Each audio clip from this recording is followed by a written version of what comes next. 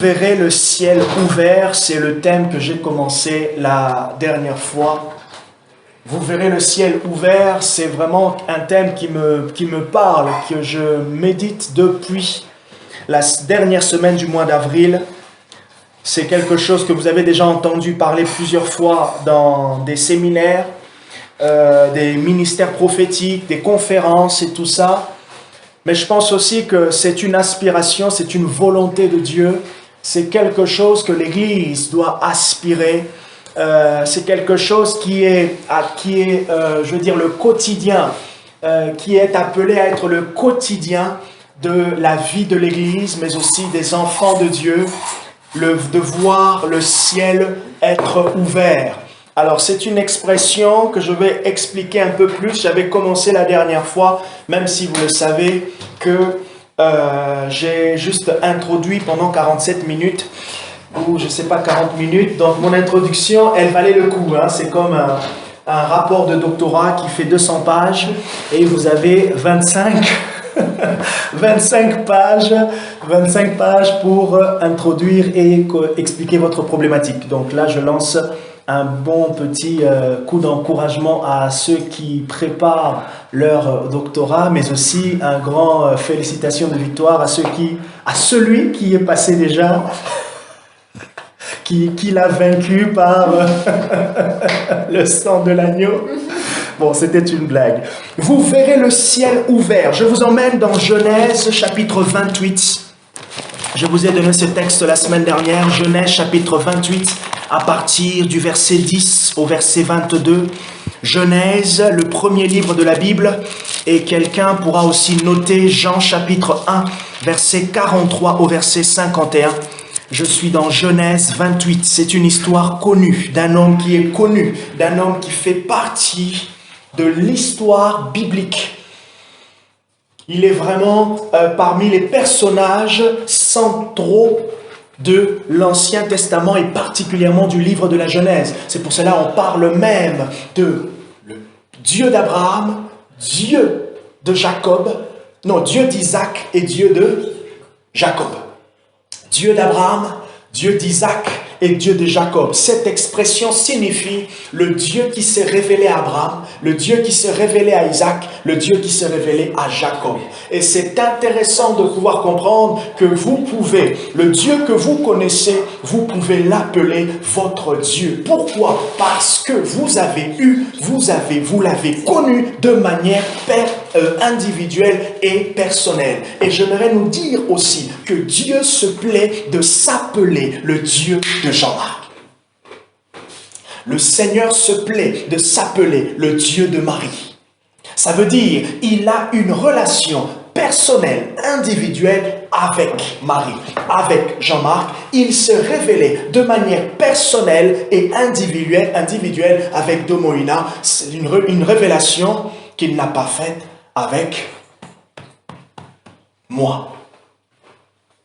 Et ce qui est intéressant, lorsqu'on entend le Dieu d'Abraham, le Dieu d'Isaac et le Dieu de Jacob, on comprend aussi qu'il y a un fil rouge. Le premier fil rouge, c'est que celui qui s'est révélé à Abraham, à Isaac et à Jacob, c'est le même Dieu. Le deuxième fil rouge, je vous laisse chercher.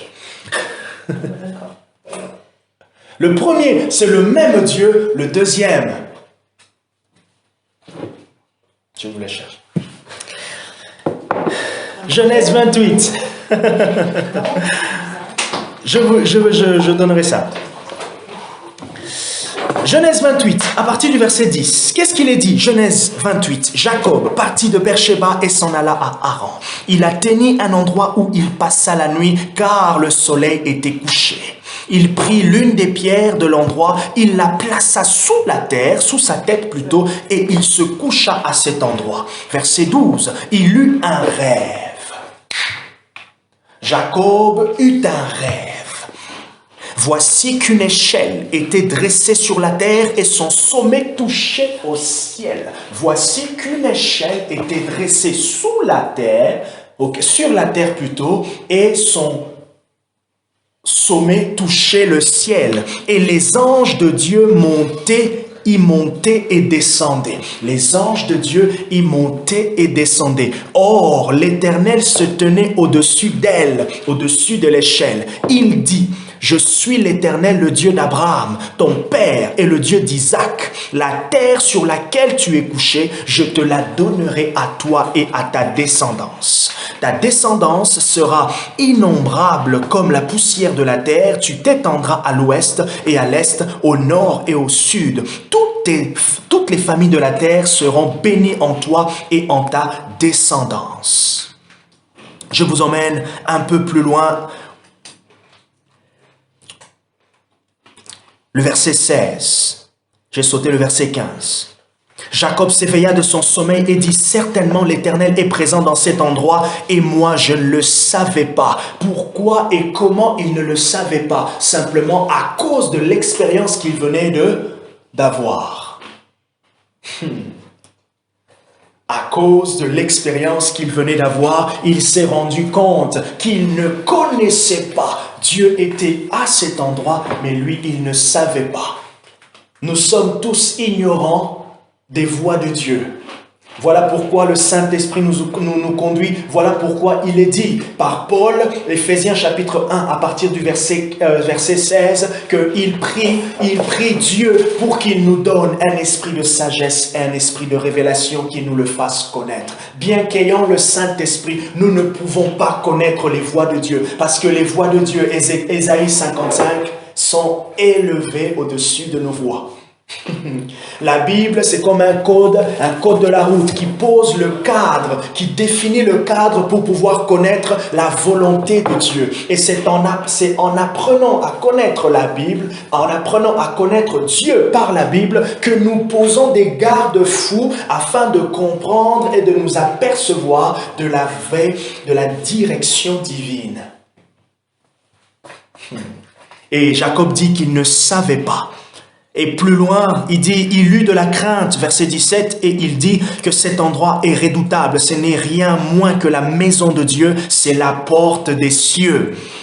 Pourquoi il a dit c'est la porte des cieux? Parce qu'il a eu à cet endroit-là une expérience.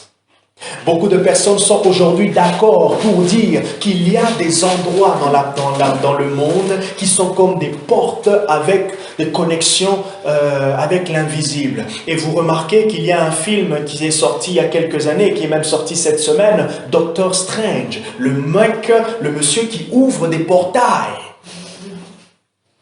Et c'est intéressant de remarquer lorsque vous lisez, par exemple, si vous faites une étude du Jourdain, quand vous lisez toute la Bible, de l'Ancien au Nouveau Testament, le Jourdain est un endroit où il y a comme une disposition, comme une porte spirituelle. En gros, ça veut dire quoi quand on parle d'une porte spirituelle? Simplement un endroit où il y a une atmosphère, c'est ça, une atmosphère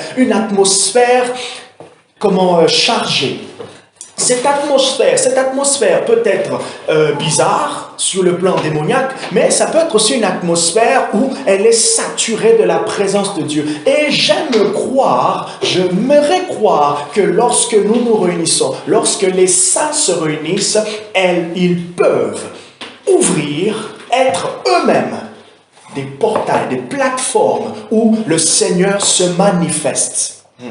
J'espère que ceux qui m'écoutent sur Internet ne vont pas traduire mes propos dans un mauvais angle pour dire que ce n'est pas théologique. Simplement, nous sommes porteurs de la présence de Dieu. Et puisque nous sommes porteurs de la présence de Dieu, il y a une saturation. Nous sommes appelés à être saturés de Dieu. Et quand nous sommes saturés de Dieu, il y a comme un rayonnement. Il y a comme un reflet, ça se reflète. Il y a comme des choses qui se dégagent. La Bible dit que lorsque Moïse est sorti des 40 jours du Sinaï, 40 jours et 40 nuits qu'il avait passé en jeûne au Sinaï, qu'est-ce qui s'est fait? Moïse n'avait pas remarqué que son visage était rayonnant. Qui lui a fait remarquer que son visage était rayonnant? C'était le peuple. Et c'est pour cela que Moïse avait pris un linge et il s'est couvert. Simplement une illustration pour nous donner une image de ce qui se passe lorsque l'on prend du temps avec le Seigneur. Luc chapitre 10, à partir du verset 38 jusqu'au verset 42, la Bible parle de deux femmes. L'une, Jésus est allé manger, c'est les grandes sœurs de Lazare. Jésus aimait bien, c'était ses amis. Okay? Il s'entendait très bien avec la famille de Lazare. Il est allé manger chez Marie et Marthe. Il est dit que Marthe s'occupait de faire le gâteau, de préparer l'entrée, d'amener les chips pour Jésus ainsi que ses disciples. Mais Marie, elle s'est assise comme Marie-Josée. Elle s'est assise. Elle a commencé à taper la causette avec Jésus. Elle s'est intéressée d'abord avec Jésus. Elle s'est intéressée d'abord à Jésus. Et qu'est-ce que le Seigneur a dit à sa grande sœur qui se plaignait? Le Seigneur lui a dit, tu t'inquiètes pour beaucoup de choses. Marie, ta sœur, elle a choisi la bonne part. La bonne part, c'est la présence de Dieu. La bonne part, c'est lorsqu'on s'occupe d'abord de Dieu et on laisse Dieu s'occuper de nous.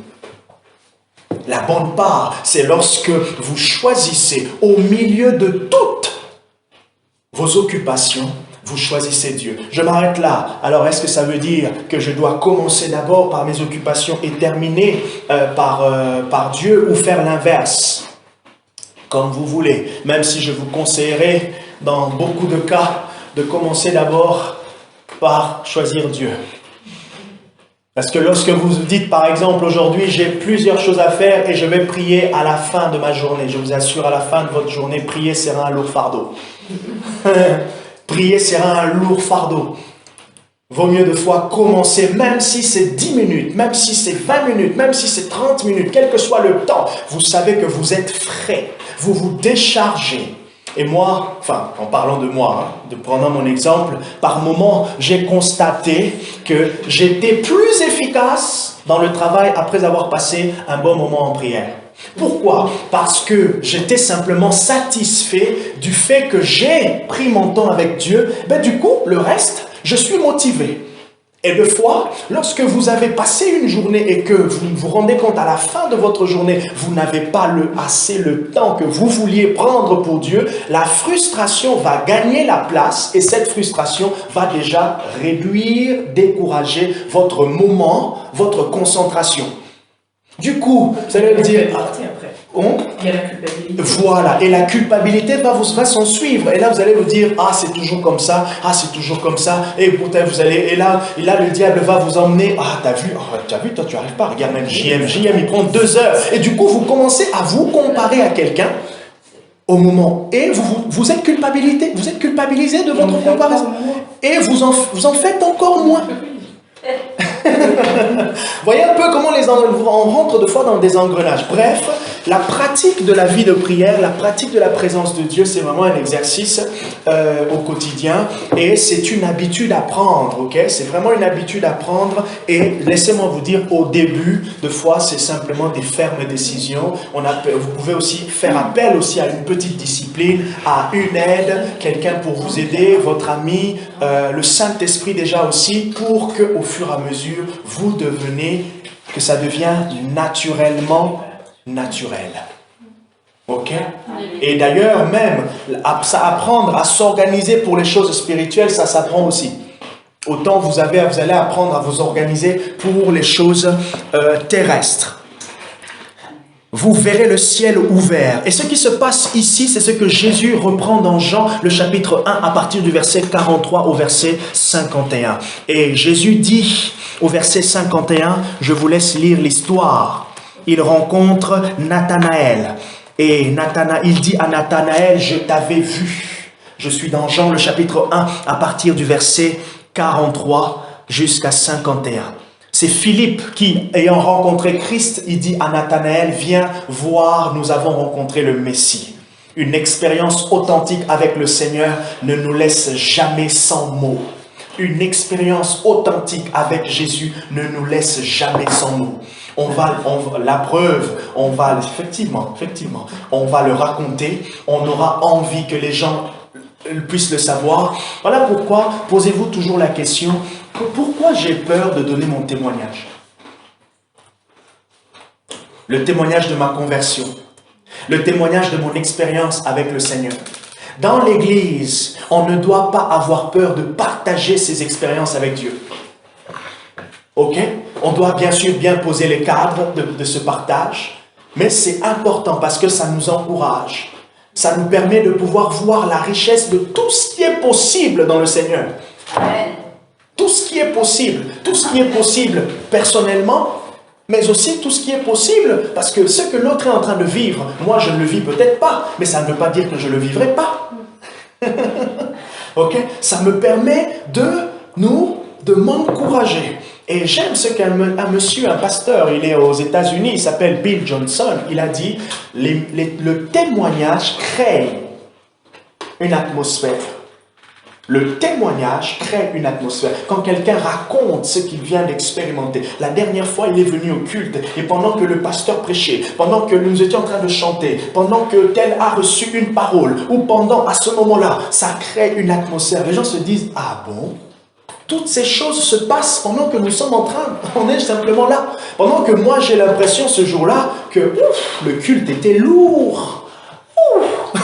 Mais quelqu'un me dit, la dernière fois, pendant que j'étais assis, j'avais mal à ce niveau. Et pendant que la sœur, elle a commencé à chanter, moi je m'étais dit, elle avait mal chanté. Mais quand elle a chanté, moi j'ai senti quelque chose à traverser dans mon pied.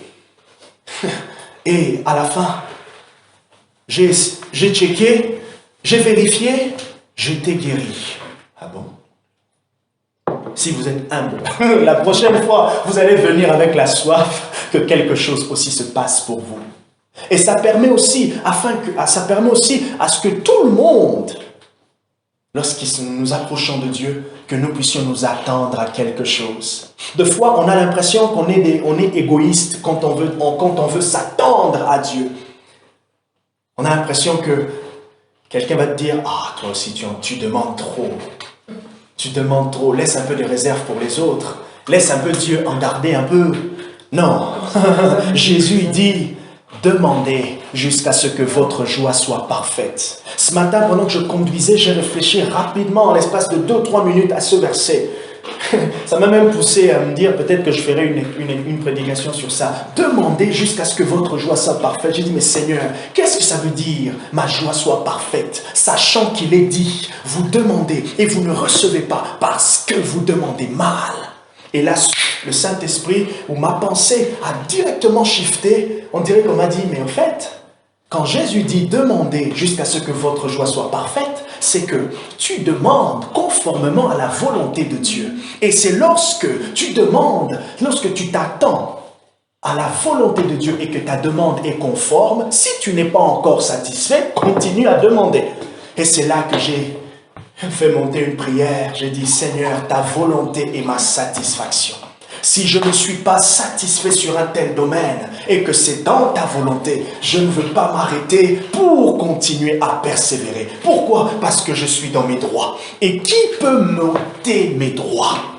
Qui peut vous ôter les droits que vous avez lorsque vous demandez à Dieu? No one. No one. Personne. Where he is. Où il est? Où est cette personne qui peut vous ôter le droit lorsque vous demandez selon la volonté de Dieu? Alors, je nous encourage ce soir, demandez. Lorsque vous connaissez que telle chose, c'est dans la volonté de Dieu, attendez-vous à cela. Je n'arrêtais pas de me répéter cette parole ce matin. Jésus donna une parabole pour montrer à Jean-Marc qu'il doit toujours persévérer et ne jamais se relâcher. Jésus donna une parole pour montrer à Jean-Marc qu'il doit toujours persévérer et ne jamais se relâcher. Et c'est de cette pensée que le Seigneur a fait monter cette compréhension. Lorsque tu n'es pas satisfait, attends-toi, continue à demander et reste dans cette position d'attente parce que celui qui a fait la promesse est fidèle. Amen. Vous verrez le ciel ouvert, verset 51. En vérité, je vous le dis, vous verrez le ciel ouvert et le Fils, plutôt les anges de Dieu, monter et descendre sur le Fils de Dieu. Vous verrez le ciel ouvert. Oh, Chalimos. Le ciel ouvert. Notez ceci, Shamaïm. Shamaïm, ça s'écrit S-H-A-M-A-Y-I-M.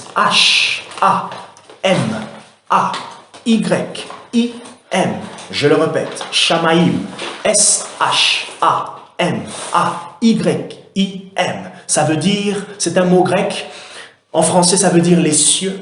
En français, ça signifie aussi, il y a l'idée de la demeure de Dieu, il y a aussi l'idée d'une atmosphère. Lorsqu'on parle souvent du ciel ouvert, on parle aussi d'une atmosphère. Il y a comme une présence, il y a comme on sent quelque chose, une atmosphère. C'est un mot que vous allez beaucoup entendre chez ceux qui sont un peu TTS, les très très spirituels, qui parlent en langue, ok, à longueur de journée, ils vont vous parler souvent de ce mot atmosphère.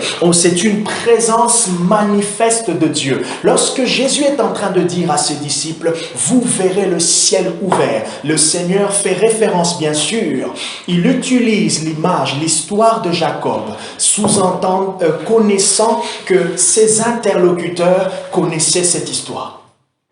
Les exemples que Jésus prend dans l'Ancien Testament, plutôt dans le Nouveau Testament, les exemples de l'Ancien Testament qu'il prend, il les cite expressément, il les utilise expressément parce qu'il sait que ses interlocuteurs connaissent la loi, ils connaissent les patriarches.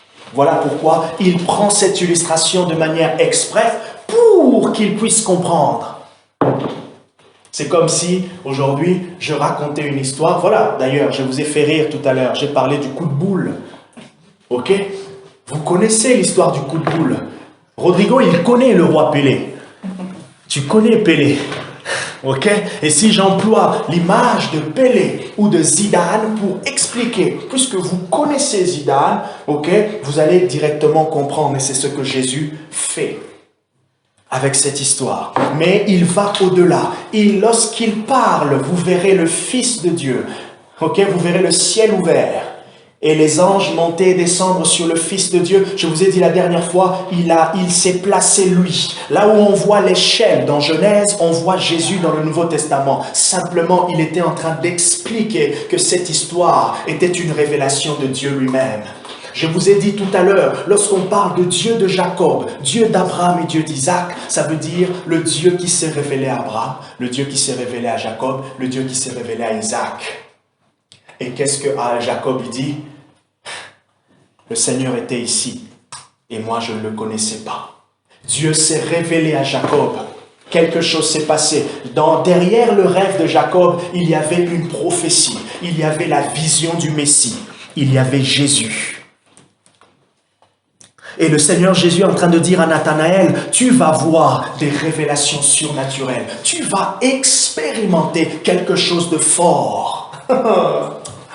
Oh, ce que j'aime, Jacob a vu cela en vision. Oh, je ne l'ai pas dit la dernière fois, mais regardez un peu ce qui est beau ici. Jacob a vu le Messie en vision, mais Nathanaël, il voyait le Messie dans la chair. Regardez la beauté. Regardez la beauté de la chose. Ce n'est plus en vision. Nombre chapitre 12. Est-ce que ça va ceux qui sont en ligne? Oh, Sheko, je vais vous dire quelque chose ici. Regardez un peu comment les choses sont belles. Merci Saint-Esprit. Nombre chapitre 12, il est dit ici. Dans l'histoire, non, nombre 11 je crois, nombre 11. Il est dit que Myriam et Aaron ont murmuré contre Moïse. Pourquoi? Parce qu'ils voulaient peut-être avoir la même grâce que Moïse. Et je ne sais plus, hein, ils ont murmuré contre Moïse. Oui, là, ils ont murmuré contre Moïse à cause de sa femme. Il avait pris apparemment une africaine, bon, je sais pas. Bref, ils ont murmuré. Dieu n'était pas content. Et Dieu a dit quelque chose d'intéressant. Il a dit, Moïse, je lui parle de vive voix. Par contre, tous les autres prophètes, je leur parle en vision. Regardez maintenant, je continue. Moïse, je lui parle de vive voix. Il entend. Je ne peux pas vous dire comment est-ce que Moïse entendait la voix audible de Dieu, mais ce que je peux vous rassurer, Moïse écoutait Dieu plus que vous et moi, de manière audible. Mais tous les autres prophètes que vous voyez dans l'Ancien Testament, Ésaïe, Ézéchiel, tous les autres qui ont suivi, ils ont écouté Dieu en vision. Et là, regardez ce qui se passe. Jacob a vu Christ en vision. Mais Nathanaël et les autres ont vu Jésus charnel. Au lieu de voir la vision, regardez un peu comment le Seigneur, voyez quand je vous parle, quand je vous enseigne au fait de l'excellence de la sacrificature de Christ, les gloires de Jésus. Hébreux chapitre 1 verset 1. Autrefois, le Seigneur nous a parlé par les prophètes, il nous a parlé en vision. Nous avions la révélation de Dieu dans la nuit. Lorsque nous sommes en train de nous reposer, lorsque nous avons les yeux fermés, mais maintenant nous avons la révélation de Dieu en étant éveillés. Ils ont contemplé le Fils de Dieu. Jésus leur dit, vous verrez, non pas que vous serez en vision, vous verrez. Donc vous allez toucher. Vous imaginez? Je vais te donner l'exemple. Imaginez, vous faites un rêve. Hein? Vous êtes en train de compter 1 million. Vous faites un rêve. Imaginez votre excitation en comptant 1 million dans le rêve. Et maintenant, lorsque vous vous réveillez, vous allez dire quoi? Ah, c'est dommage, c'était dans le rêve.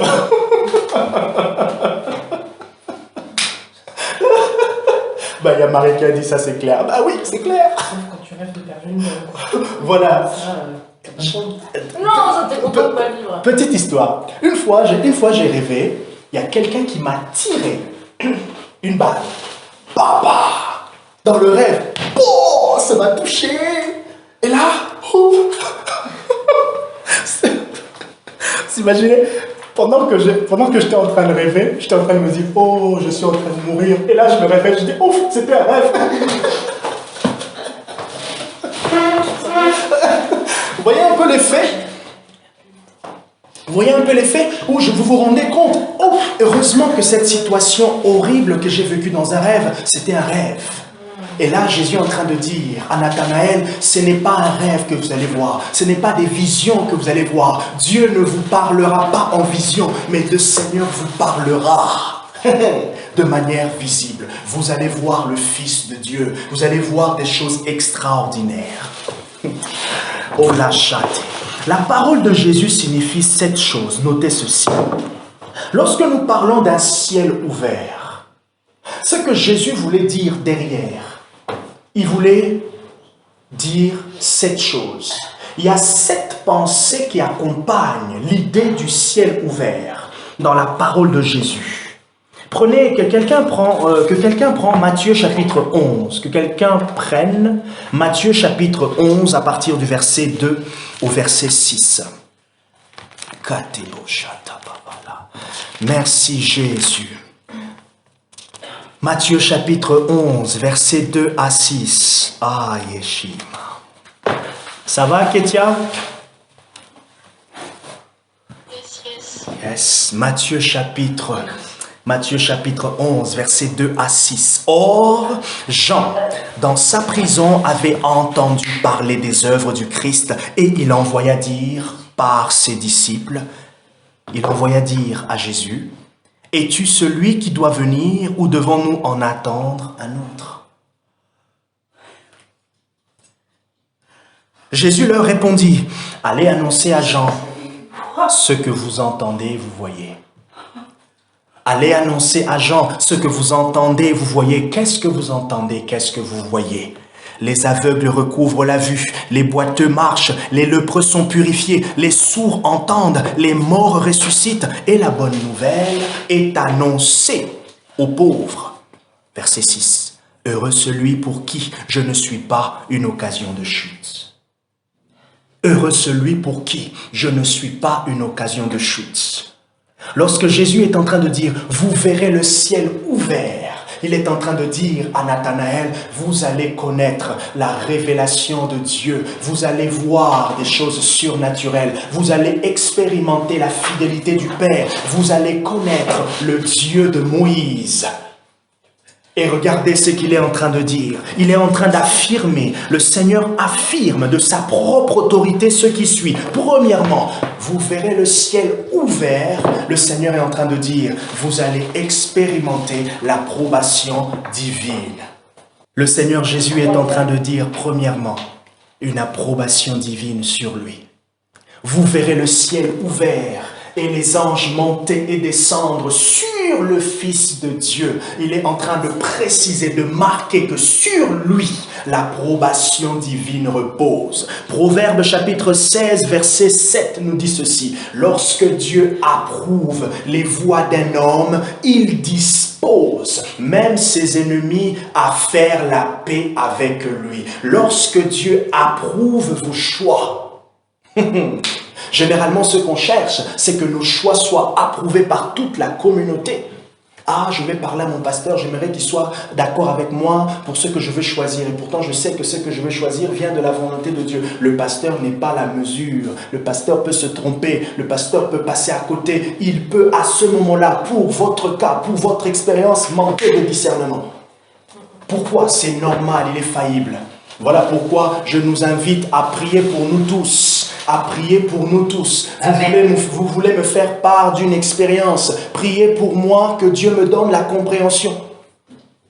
Pour que je puisse vous égayer, vous aiguiller. Voilà. Égayer quelqu'un. Voilà. Ah, c'est vrai, d'accord. Oui, que je vous rende joyeux aussi. Que je puisse vous aiguiller. Aiguiller. Voilà. Désolé. Voilà. Voilà, bref. Des aiguilles, on en parle d'aiguilles. Ok. Je puisse vous diriger, de donner de bons conseils. Pourquoi? Parce que je suis un homme faillible. Nous sommes tous faillibles. Lorsque le Seigneur approuve les voies d'un homme, lorsque le ciel est ouvert, la manifestation de la présence visible de Dieu, lorsque on sent cette atmosphère, il faut qu'on soit rassuré qu'il y a une approbation divine. Le Seigneur a exaucé. Et vous et moi, vous êtes d'accord que sur Jésus, Dieu avait donné son approbation. Regardez l'histoire de son baptême, ce qui se passe à son baptême. Regardez dans Matthieu chapitre 3. À partir du verset 16, regardez dans Luc, chapitre 3, à partir du verset 21, qu'est-ce qu'il est dit? Lorsqu'il était en train de prier, le ciel s'ouvrit et une voix se fit entendre du ciel, ces paroles. Celui-ci est mon fils bien-aimé, écoutez-le. Luc chapitre 9, lors de la transfiguration, qu'est-ce qui se passe? À partir du verset 32, l'histoire de la transfiguration, qu'est-ce qui se passe? Moïse d'un côté, Élie d'un autre. Ils apparaissent et Luc dit qu'ils s'entretenaient avec Jésus. Les deux ont pointé sur qui? Ils ont pointé sur Christ. La loi et les prophètes ont pointé sur qui? Celui qui est la révélation même. L'approbation divine. Deuxième chose, lorsque Jésus est en train de parler du ciel ouvert, il est en train de parler d'une atmosphère de grâce. Jean chapitre 1, verset 17. Vous notez le passage. Une atmosphère de grâce. Jean chapitre 1, verset 17, il est dit « Car la loi a été donnée par Moïse, la grâce et la vérité sont venues par Jésus-Christ. » Quand le ciel est ouvert, il y a cette atmosphère de grâce, cette atmosphère de faveur. On sent qu'il y a quelque chose qui nous accompagne. Les gens sentent, comme Marie-Josée là, c'est particulier. Aujourd'hui, c'est particulier pour elle. Marie-Josée, elle est touchée encore à pleurs. Voilà. Elle est touchée. Ben oui. Et vous allez voir, souvent quand Dieu vous touche comme ça, il y a quelque chose qu'il est en train de mettre l'emphase dans ce que vous êtes en train d'expérimenter. Il y a quelque chose que Dieu met de l'emphase. Et c'est important de laisser ce sentiment, cette émotion-là, qui est spirituelle, mais qui vient s'associer à tout votre être, à vos émotions. Vous pleurez, il y a tout, ça fuse de partout. Vraiment, il faut vraiment le laisser jusqu'à épuisement. C'est comme si vous vous laissez baigner, au fait, dans ce qui est en train de se passer. Et vous allez voir généralement que ce sont des moments, des choses qui vous marquent. Ça reste comme un tatouage sur la peau. Vous vieillissez avec. Vous vieillissez avec cette expérience de Dieu. Troisième chose, lorsque Jésus parle d'un ciel ouvert, il est en train de dire, vous allez expérimenter les bénédictions divines. Vous verrez le ciel ouvert, vous allez expérimenter une bénédiction divine. J'aime bien dire, au fait, que le ciel est déjà ouvert, mais ce que nous attendons, c'est la manifestation. Pourquoi? Même si la Bible parle parfois d'un ciel fermé, je vais vous expliquer le concept, mais quand on parle de ciel ouvert, et si on doit s'attendre, en tout cas pour moi, la manière de bien prier, c'est de réaliser que le ciel est ouvert, non pas pour que nous, d'abord, nous puissions expérimenter des choses. Le ciel est ouvert d'abord parce qu'il y a quelqu'un qui nous a été envoyé. C'est parce qu'il y a déjà Jésus qui est descendu du ciel pour nous. Voilà pourquoi le ciel n'est pas fermé. Mais maintenant, après avoir réalisé ce concept-là, nous nous attendons maintenant en disant, Seigneur, si tu as ouvert le ciel et le Fils de Dieu est là, alors manifeste toutes les richesses. Et c'est là qu'on peut dire, Seigneur, tu ouvres le ciel sur nous. Ça veut dire, tu manifestes cette puissance, cette vérité de Jésus au milieu de nous. Le Seigneur était en train de dire l'expérience de toutes les bénédictions de Dieu. Et l'apôtre Paul parle dans Éphésiens 1, le verset 3, « Nous avons été bénis de toutes les bénédictions dans les lieux célestes. » En qui? En Christ Jésus. Oh, Kadebo. Quatrième chose, vous verrez le ciel ouvert. Le Seigneur est en train de parler de l'expérience du bon trésor de Dieu. Malachie chapitre 3, verset 10. Malachie chapitre 3, verset 10, en parlant de la dîme, Jésus dit, vous verrez. Vous verrez. Si je n'ouvre pas le bon trésor de Dieu pour vous. Excusez-moi, mais là, Vous verrez le ciel ouvert. Cinquième chose, quand le ciel s'ouvre, ce que l'on voit de la gloire de Christ, on voit des signes et des prodiges. On voit des miracles. Matthieu chapitre 11, versets 2 à 6, c'est ce que Jésus dit aux disciples qui ont été envoyés vers lui. Les disciples de Jean qui ont été envoyés, il leur dit, dites à Jean, au-delà de la révélation, dites-lui ce que vous voyez. Les aveugles voient, les paralytiques marchent. Ce n'est pas faux, ce n'est pas mal de pouvoir rechercher, de s'attendre à l'évidence de la présence de Dieu par des choses visibles telles que des miracles. Voilà pourquoi, en parlant aussi des ciels ouverts, nous nous attendons à l'expérience du don prophétique. Nous nous attendons à l'expérience des guérisons. Nous nous attendons à l'expérience des conversions. Nous nous attendons à l'expérience des guérisons, des malades qui sont guéris. Instantané. Processus. Bref, il y a un résultat.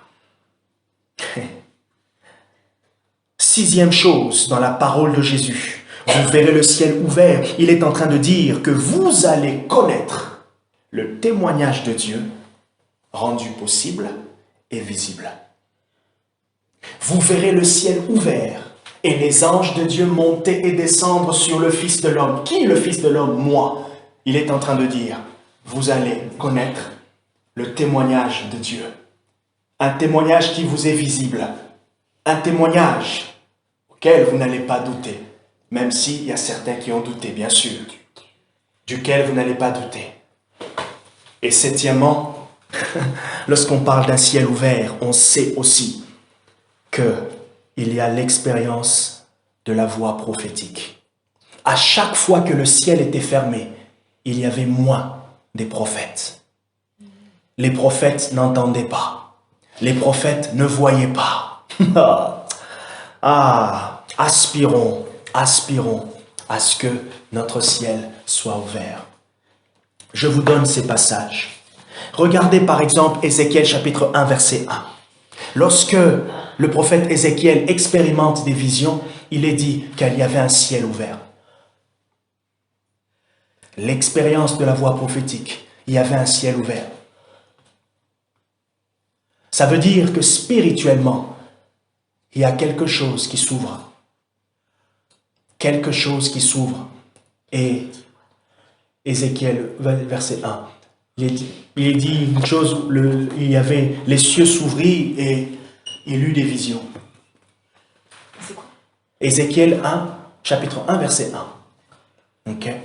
Vous lisez par exemple dans Apocalypse 4, verset 1, l'expérience de l'apôtre Jean.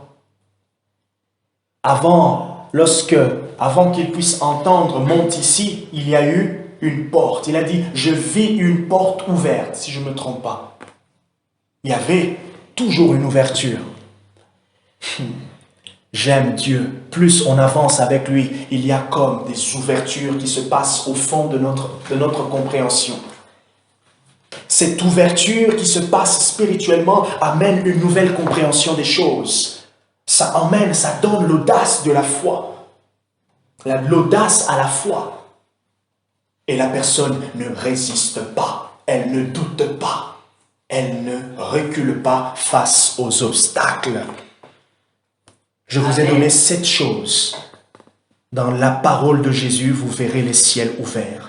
Premièrement, l'approbation divine. Deuxièmement, une atmosphère de grâce. Troisièmement, l'expérience des bénédictions de Dieu. Quatrièmement, l'expérience des bons trésors de Dieu. Cinquièmement, des signes et des prodiges. Sixièmement, un témoignage de Dieu possible et visible.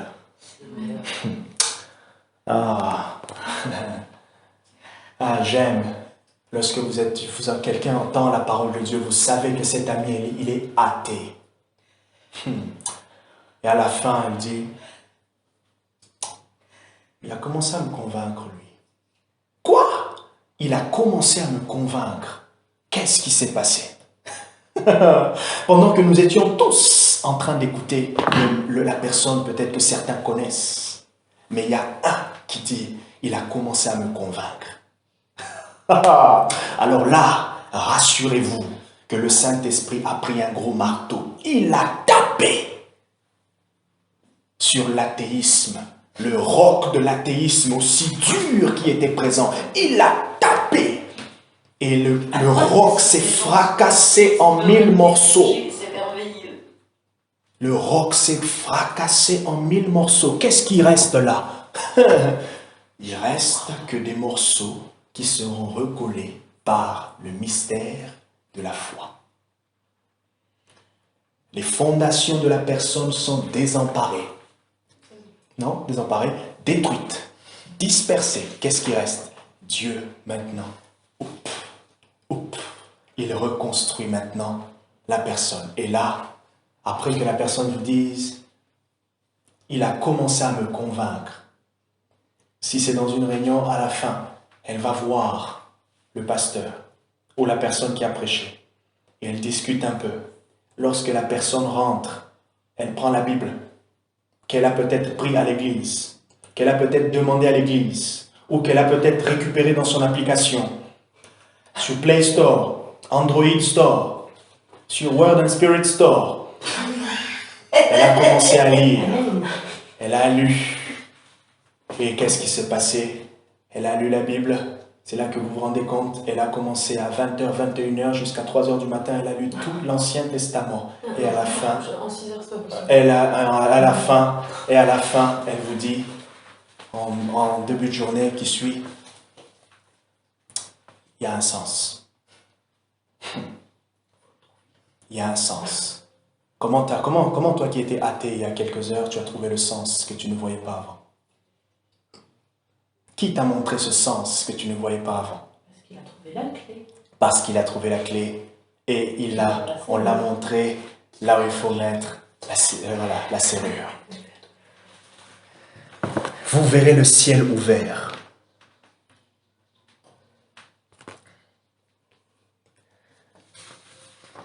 Quand le ciel est fermé,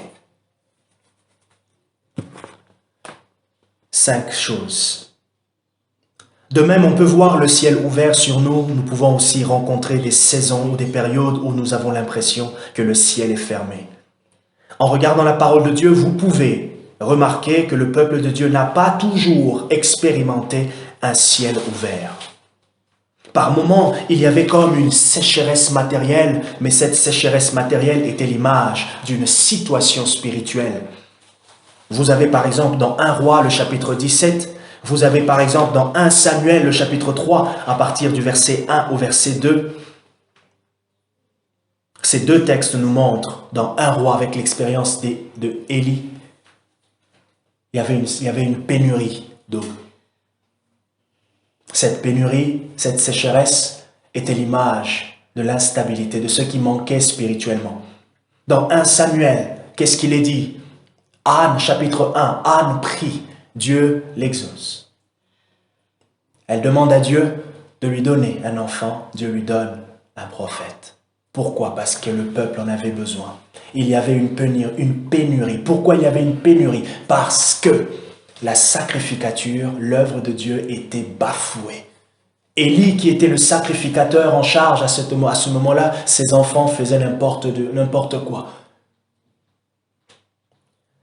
Quand il y a pénurie, quand le ciel est fermé, voilà le signe qui se manifeste. Il y a pénurie des visions.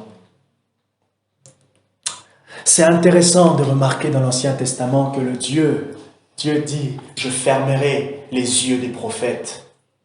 Ça veut dire « Je ne les donnerai pas des visions. Je ne leur donnerai pas des visions. » Pourquoi? Parce que les visions, c'était important pour la direction du peuple de Dieu. Et quand le ciel est fermé dans un endroit, on voit ces choses. Les gens ont les yeux fermés. Ils lisent la Bible, mais ils n'ont pas la direction de Dieu. Quand le ciel est fermé, le peuple de Dieu est laissé à lui seul. Il n'y a pas de direction. Proverbe 27, verset 18. Quand le ciel est fermé, il y a comme une pauvreté spirituelle et matérielle. Regardez l'histoire de Élie. Élie est apparu parce qu'il y avait une pauvreté. Le peuple en avait besoin. Quand le ciel est fermé, qu'est-ce qu'on voit? L'évangile ne progresse pas. Il y a comme une stagnation. Voilà pourquoi on se bat dans la prière, dans la confiance. On se fortifie intérieurement et on attend et on désire ce ciel ouvert parce que l'évangile est appelé à progresser. Le Seigneur me dit clairement, il est temps, Jean-Marc, que l'œuvre de Dieu prospère. La prospérité spirituelle est une bénédiction, est un signe de l'approbation divine. Quand le ciel est fermé, on voit moins de manifestations du Saint-Esprit, et notamment par des conversions, notamment par des signes et des miracles. Je vous assure, quand quelqu'un vient, vous invitez une amie, elle vient à l'église, déjà vous avez gagné une première bataille. Elle arrive à l'église, elle est touchée par les chants. Après la prédication, elle est touchée. Si votre vie, la prochaine fois, vous n'avez pas le désir d'inviter, je ne sais pas. Ça fait quelque chose. Vous vous rendez compte que cette parole, ah non, Dieu réellement il parle. L'évangile réellement il parle. Quand vous vous rendez compte que la personne donne sa vie à Christ, après 1, 2, 3 invitations, vous ne douterez plus. Nous serons motivés à évangéliser. Quand le ciel est ouvert, c'est ce que les disciples, les apôtres ont expérimenté, cette manifestation de la puissance et de la présence de Dieu, des signes et des prodiges. Non pas pour faire des spectacles, non pas pour nous divertir, mais pour attirer notre attention sur celui, sur qui plutôt, les anges montent et descendent. Quand les miracles se manifestent, quand vous recevez une parole de Dieu, une parole prophétique, toutes ces choses-là, Dieu est en train d'attirer son attention sur vous. Dieu attire votre attention sur lui. Le Seigneur est en train de vous parler, il est en train de vous encourager, il est simplement en train de vous dire, je suis là et je te connais. Merci pour les visions. Vous verrez le ciel ouvert. Rendez-vous Merci Seigneur. Mercredi prochain, mais aussi rendez-vous le dimanche et par la suite. Nous allons voir sur Poitiers un ciel ouvert. Et tous, nous allons nous rappeler de ce passage de Jésus. Vous verrez le ciel ouvert. Et nous allons le glorifier par la multiplicité des choses qu'il va faire, des guérisons qu'il va faire, des personnes qu'il va toucher, des délivrances qu'il va faire. Simplement, vous allez voir comment les églises vont fleurir. Comment des groupes vont naître par-ci par-là. Non pas des groupes liés à Word and Spirit, mais simplement des personnes qui ont été touchées, peut-être par Word and Spirit ou par d'autres églises, mais simplement touchées, et ils reçoivent l'appel de Dieu. Et l'athéisme en France, l'agnosticisme en France, l'incrédulité commence à diminuer, à tel point que la laïcité prend une autre forme. On redéfinit la laïcité. Notez bien, je l'ai dit, c'est enregistré. J'ai prophétisé. Que Dieu vous bénisse.